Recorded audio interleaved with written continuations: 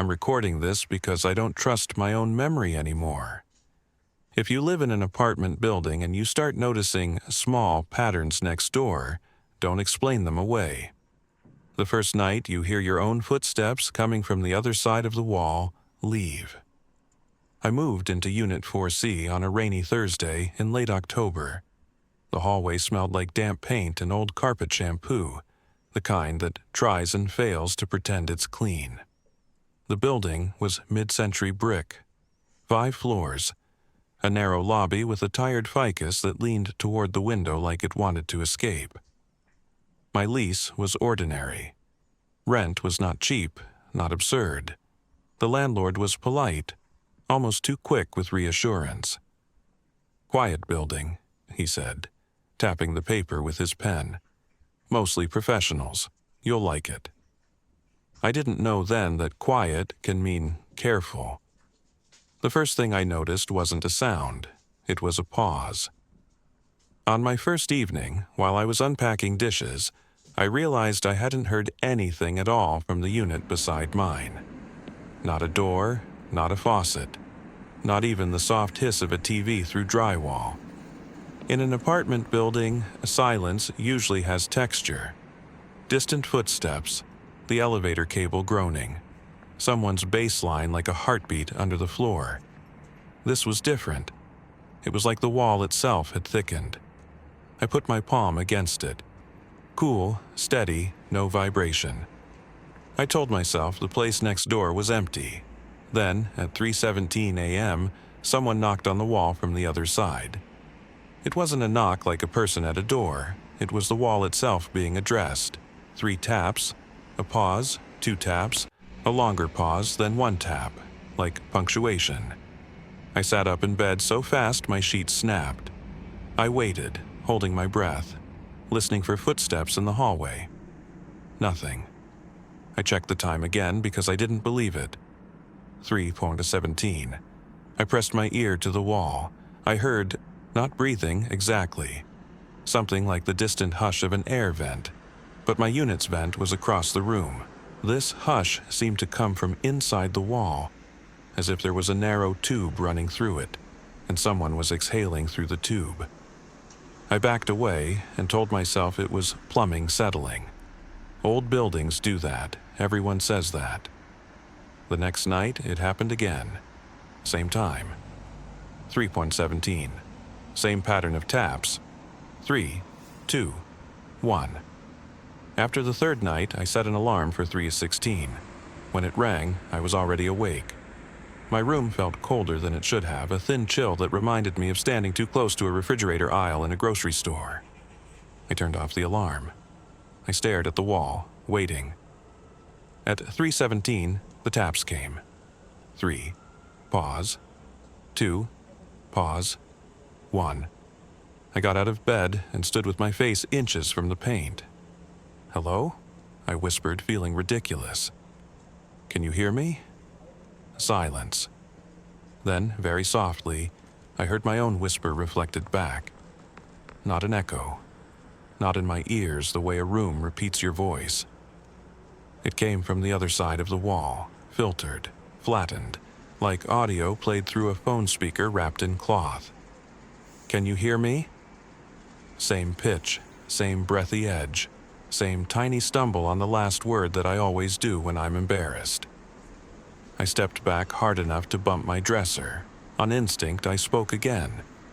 "Who are you?" For a moment, I heard nothing. Then, from next door, the same question returned in my voice. "Who are you?" I didn't answer. I didn't sleep. I sat on my bed with the lights on until sunrise, feeling the way you feel after a near miss in traffic. Your body convinced you're still in danger, even when the road looks empty. The next day, I tried to act normal. I went to work. I drank coffee. I told myself I was stressed from the move. That evening, when I came home, there was a note on my doormat. No envelope. Just a folded square of paper, creased neatly. The handwriting was careful, upright, too consistent, like someone had practiced. It said, "We keep it even, nothing else. I read it 3 times, then looked up and down the hallway. The corridor lights buzzed faintly. The air smelled like someone had recently microwaved something sweet and burnt.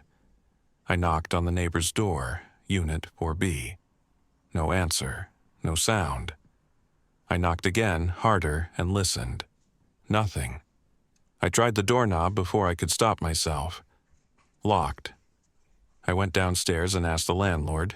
Casually, I tried, if 4B was occupied. His expression tightened in a way you only notice when you're looking for it. "Someone's there," he said. "Keeps to themselves." "What's their name?" He smiled like he was humoring me. "You'll be fine."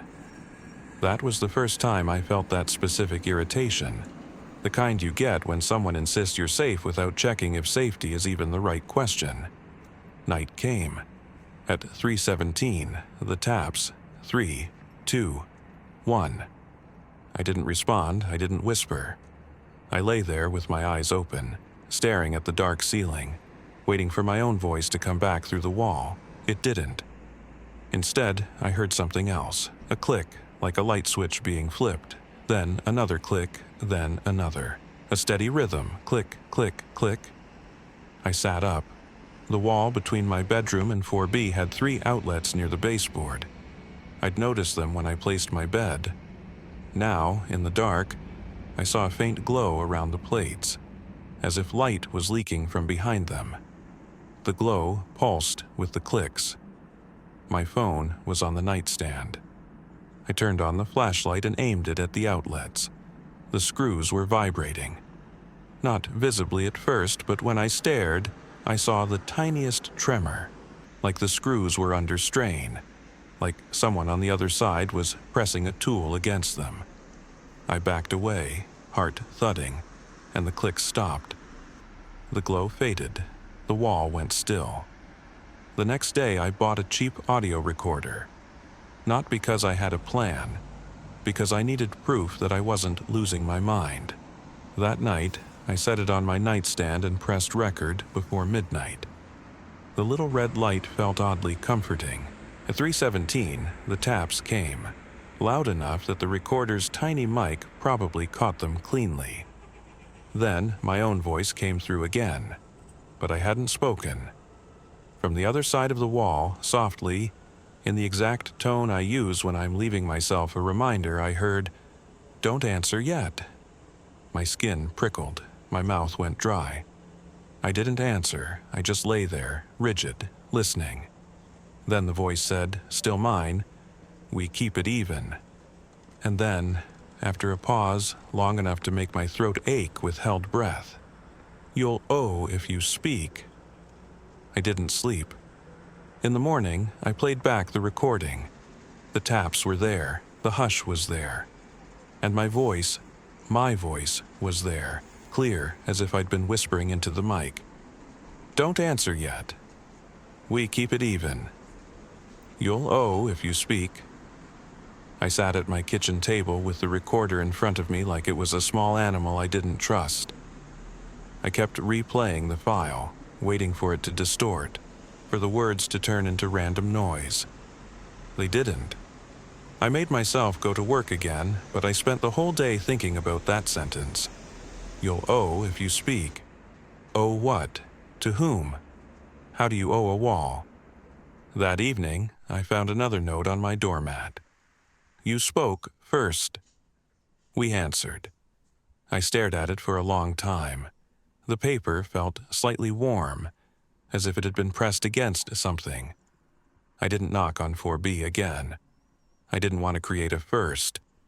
I started wearing headphones in my apartment, not even playing anything sometimes, just using the pressure of the cups as a barrier. I avoided the hallway at night. I timed my trash runs for early morning. I tried to pretend the neighbor didn't exist. The building, however, started behaving like it was trying to get my attention. The elevator began stopping on the 4th floor, even when I hadn't pressed the button. The doors would open to the dim hallway, and no one would be there. The silence would sit on my skin like a damp cloth. Then the doors would close again. In the stairwell, I'd sometimes hear someone ascending at the same pace as me, one flight below, matching every step. If I stopped, the steps stopped. If I started again, they resumed.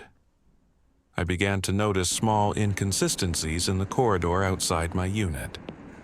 The framed print across from the laundry room, an abstract thing with blue lines, would tilt slightly differently each day as if someone adjusted it by a millimeter.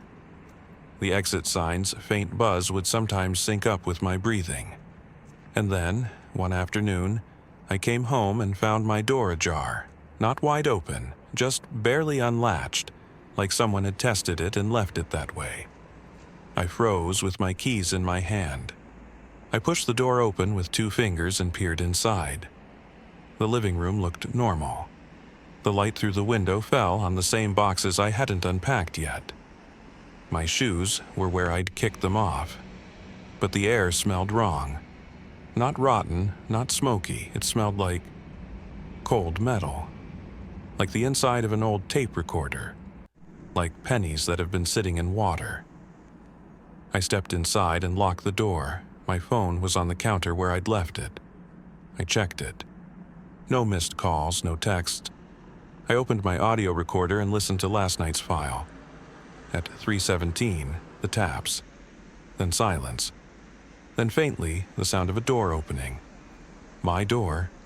A soft hinge creak that matched the sound my door makes when it moves slowly. I felt my stomach drop.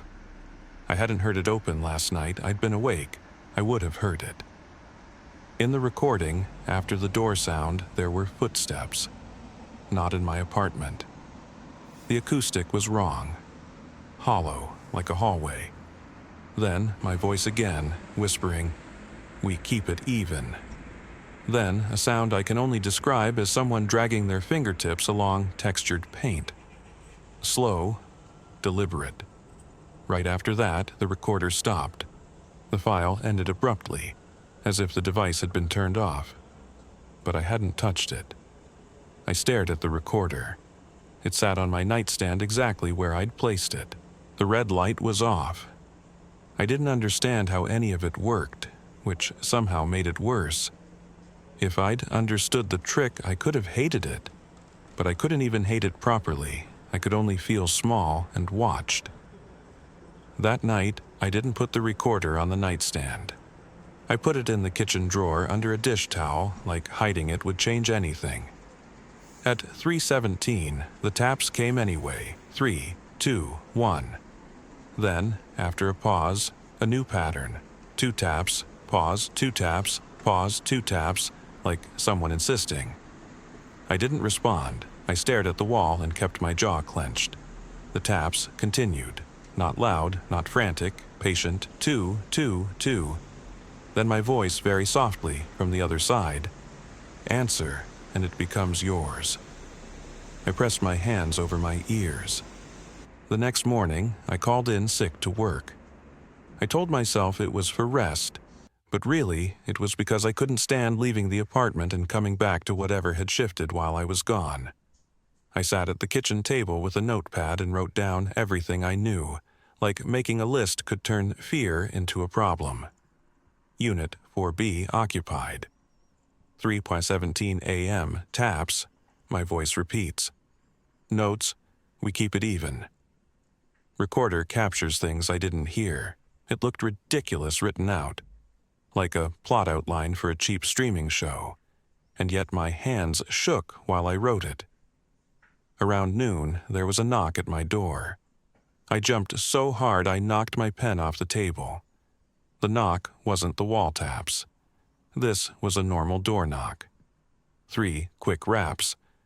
I approached the door and looked through the peephole. No one. I opened the door anyway, because I don't know why I did. Habit, maybe. Some stupid hope that it would be a delivery. The hallway was empty. But on the floor, right in front of my threshold, was a key. Not my key. A brass key with a simple head, no plastic cover. It looked old, like it had been used for decades. Attached to it was a small paper tag. 4B. My throat tightened. I glanced down the hall. Unit 4B's door was shut. The peephole on it looked darker than it should have, like the glass had been covered from inside. I picked up the key. It was warm, like it had been held. I stood there for maybe a full minute, holding it between finger and thumb, trying to decide whether the safest move was to do nothing or to finally do something. The problem with being frightened long enough is that fear starts to feel like a room you live in. You begin to pace it. You learn where the corners are. At some point, you want a door, even if it opens onto something worse. I walked to 4B. The carpet muffled my steps. The hallway lights made a faint buzzing halo. My breathing sounded too loud. I stood in front of the door and held the key up. My hand trembled. I told myself, I will unlock it. I will open it a crack. I will look. Then I will close it and go back. Knowledge is better than imagination. I inserted the key. It turned smoothly, like it had always belonged there. The latch clicked. I paused, listening. Nothing. I placed my hand on the knob and turned it. The door opened a few inches. Cold air flowed out, carrying that same metallic smell I'd noticed in my apartment. I pushed the door open wider. The unit was dark. No light from windows, no ambient glow. Just darkness that seemed thicker than it should be. I reached for the wall beside the door, feeling for a light switch. My fingers brushed it. I flipped it up. Nothing happened. I stepped inside, just one step, and the carpet under my foot felt different. Not worn like mine, smoother, like the fibers had been pressed down recently. I shone my phone flashlight into the room. It was empty. No furniture, no boxes, no curtains, just bare walls and carpet and a closed door deeper inside, probably to a bedroom. But the walls weren't plain, they were covered in marks. At first glance, it looked like someone had scuffed the paint randomly. Then, my brain started to organize it. The marks formed lines, and the lines formed letters, repeated over and over, all across the walls, in small, careful strokes, as if someone had written the same sentence thousands of times with a dull pencil. We keep it even. Everywhere. Floor to shoulder height, around corners. Dense in some areas, sparse in others, as if the sentence had been planted like seeds. I stood in that empty room with my flashlight shaking, and I felt something that wasn't just fear. It was a kind of nausea, like I'd stepped into someone else's obsession and it was clinging to my clothes. Behind me, the door to the hallway clicked shut. I spun around. It wasn't a slam. It was the gentle, final sound of a latch settling, like a polite closing. I ran to the door and grabbed the knob. It didn't turn, locked. My key was in my hand. I jammed it into the lock and turned. It wouldn't move. I tried again, harder. The key resisted like it was stuck in something soft. My breath came fast. My chest tightened. I forced myself to stop yanking before I snapped it. "Hello?" I said, louder than I meant to. My voice sounded wrong in the empty unit. The room didn't echo, it just swallowed the sound. Then, from somewhere behind the closed inner door, my own voice answered, calm and close. Now, it's even. I backed away from the door until my shoulders hit the wall covered in writing. The pencil marks pressed against my shirt like grit. I didn't know what even meant, but I understood that I had done something irreversible. I had created symmetry. I had entered the neighbor's space, so something could enter mine. The hallway door behind me unlocked with a soft click. Not because I turned it, it just released. I didn't hesitate, I got out, I shut the door. I walked back to my unit without running because running felt like permission for something to chase. Inside 4C, my apartment smelled like cold metal. On my kitchen counter was a note in the same careful handwriting. We live next to you now. I didn't read it twice. I didn't need to. That night, I packed a bag. I booked a motel across town. I left before dark. I didn't go back for weeks. When I finally returned with a friend, someone practical, someone who rolled their eyes at the whole thing, my door to 4C was locked. The hallway was normal. The landlord said 4B had been vacant for months. We walked to 4B. The door had a new lock. No pencil writing visible through the crack. No metallic smell. Nothing. We went back to my unit. Inside, everything looked mostly the same. My boxes, my couch, my dishes, but the wall in the bedroom felt thicker. My friend laughed nervously and said, "See? Nothing." Then he paused. He looked at my bedroom wall and frowned like he'd noticed a stain. "What's that?" he asked. I followed his gaze. In the center of the wall, at eye level, was a single sentence. Fresh, dark, as if written with a sharp pencil. 3.17, under it, smaller. "We keep it even." And beneath that, in handwriting that looked exactly like mine, "Don't answer yet."